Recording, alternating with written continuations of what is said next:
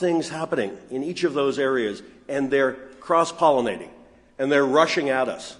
The rate of progress in all of those areas is actually accelerating. And that's going to change the nature of the society we're in during your lifetime, in the next decade or 2 decades. What am I talking about? Let me give you some examples. There's something called HMI, human-machine interfaces. We already have them today. We have today paralyzed patients who are able to move their computer mouse with their brainwaves. That happens today. We have people who were born stone deaf, who have cochlear implants and nerve endings tied directly to those devices. Nerve endings running directly to the human brain. We have that today. We have the first experimental artificial retinas that are being tied directly to the human brain. And we have, for people suffering certain kinds of epilepsy and certain kinds of depression, implants, little batteries here at the neck bone, the collarbone, running a small fiber optic cable into the brain to periodically give it stimulation, which is proven effective with some kinds of depression and some kinds of epilepsy. We are already tying wires directly to nerves that run directly to the brain. And we've begun a human brain reverse engineering project. Maybe they won't let those people into the country either, since they apparently don't like reverse engineering.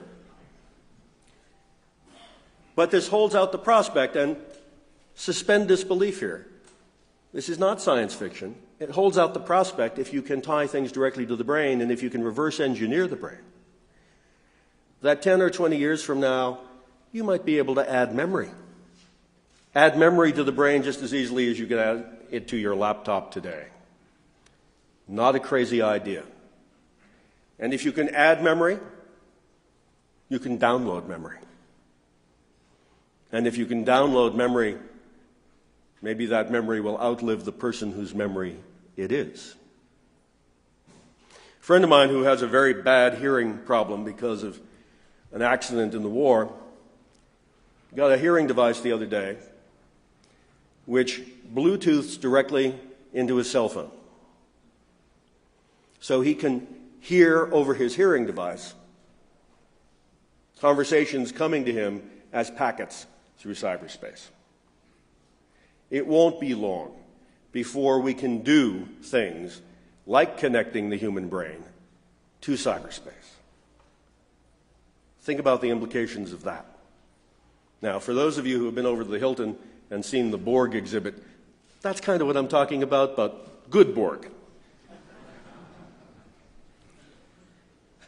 And the ultimate machine-human interface, nanotechnology. The federal government today is pouring billions of dollars into nanotechnology development.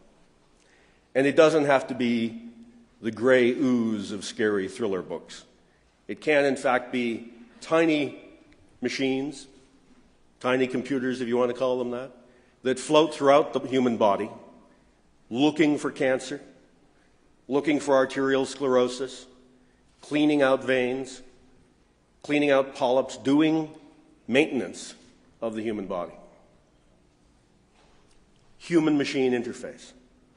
That's just one of the kind of advances that's coming already. And there are advances all the time in artificial intelligence. Artificial intelligence is beginning to do what we thought it would do 10 years ago. Real advances in robotics. People are seriously developing for commercial markets today robots that will take care of elderly patients who want to live alone at home, who don't want to go to the nursing home. A robot that will play chess with them. A robot that will give them their medicine at the right time and make sure they take it. A robot that will call 911 if they fall down and can't get up. That's coming in the very near future. In the book, Breakpoint, I also talk about this problem with code, with computer code, with the fact that humans haven't proved too good at writing it yet, that the error rate in computer code drafting is still relatively high. And so I talk about in the book software that writes software. That gets a little scary when you also think about software writing software on a worldwide grid of supercomputers that are linked together. Well, we already have the worldwide grid of supercomputers that are linked together. And put all of this in the context, all of this progress in IT, put all of that in the context of massive progress in genetics and biology. And then think about the political and sociological implications of all of that. You know, there are people in this country today whose number one issue, and they're all worked up about it, is whether or not we should teach evolution in the schools. Kansas actually said no recently. I think that's been fixed since. And there are people who are all worked up about stem cell research, even though stem cell research is showing real progress. And of course, there are people who still don't believe in a woman's right to choose and choose to make that a political issue. Think what all of those people will do when the advances in computer science and the advances in genetics happen over the course of the next decade. When we can do genetic engineering not just to deal with sickle cell anemia, Tay-Sachs disease, and other problems like that, but can do genetic engineering to enhance the human being. The Bush administration has a policy on that. They're against, surprising, they're against enhancing the human brain. They're against enhancing the human being. And when you see some of their cabinet members, you know why. The issue that this creates, the major political issue that this creates 20 years from now, and the issue that's beginning to happen in the book Breakpoint, is if you've got all this machine-human interface, if you're beginning to do genetic engineering, what's it mean to be human? And are humans beginning to take control of their own evolution? And is that a good thing or a bad thing? Morally, sociologically, politically, economically. 20 years from now, that's the kind of debate that we're going to be having. And we need to start thinking about it now. We need to start thinking about it now so that we don't have that kind of know-nothing reaction that we have today in a lot of the United States on issues like stem cell research. We need to depoliticize these issues so that we can have a decent discussion about them. And at the center of all of this, of all of these advances, is computing and the advances in computing, which are making everything else possible. You couldn't have done the breakthrough work in genetics and the decoding of the human genome without computing power. And yet we still have enormous insecurity in our computer code, enormous insecurity in cyberspace. There's one scene in the book, and again, I don't want to spoil it for anybody who's interested in reading it, but there's a scene in the book where the Defense Department has created something called an exoskeleton suit. And in fact, the Defense Advanced Research Projects Agency, DARPA, is creating today an exoskeleton suit. What does that mean? It means the soldier on the battlefield is inside what looks like a robot. He is inside something that is bullet resistant, that has lots of sensors. On the inside, sensing the soldier. On the outside, sensing the environment. The soldier literally has eyes in the back of his head because he's seeing on the visor what the cameras see on the back of the helmet. He's seeing on the visor what the cameras see on the little robot that's flying around the corner before he walks around the corner.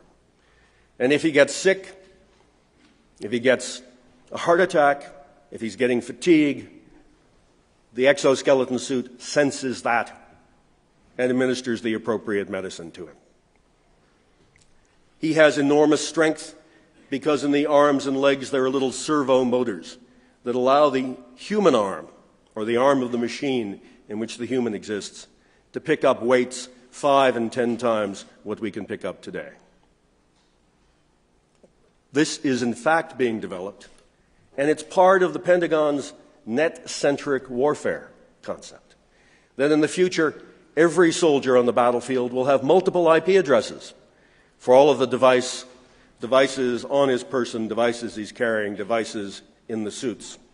Lots and lots of IP addresses, which is one reason the Pentagon has been the only place in the government pushing IPv6.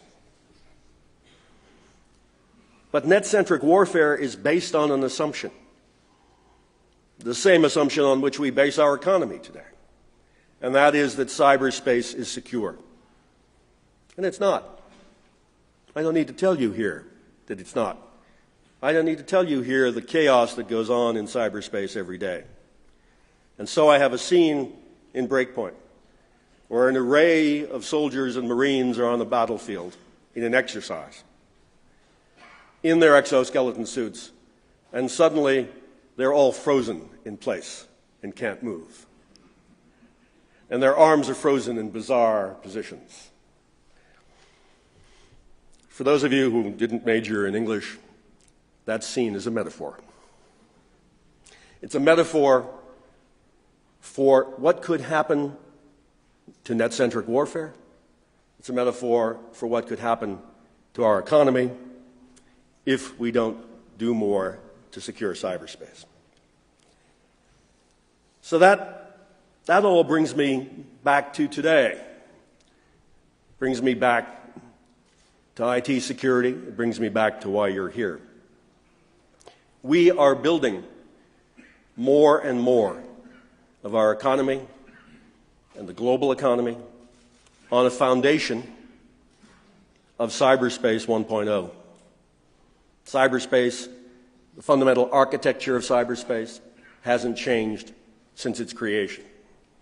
We still have secure very little of cyberspace. The very foundations, things like DNS and BGP, are still insecure, despite the fact that we've had solutions for securing DNS and BGP available for some time. We are still running code from major vendors all across the world that is replete with errors that people can use to their advantage to hack into systems. We still do not have internationally recognized, industry-generated standards, academically generated standards that are accepted and utilized by software companies to secure code. We still do not, and we easily could, have most of cyberspace authenticated. Not just the users, who could easily be authenticated if they chose to be. Not when you're going to some illicit, perhaps, site on the web, but when you're doing business, you should be authenticated. You easily could be. And so could all of the devices along the way be authenticated and talk to each other. And they're not today, and they easily could be. We could also be using encryption far more than we do today. When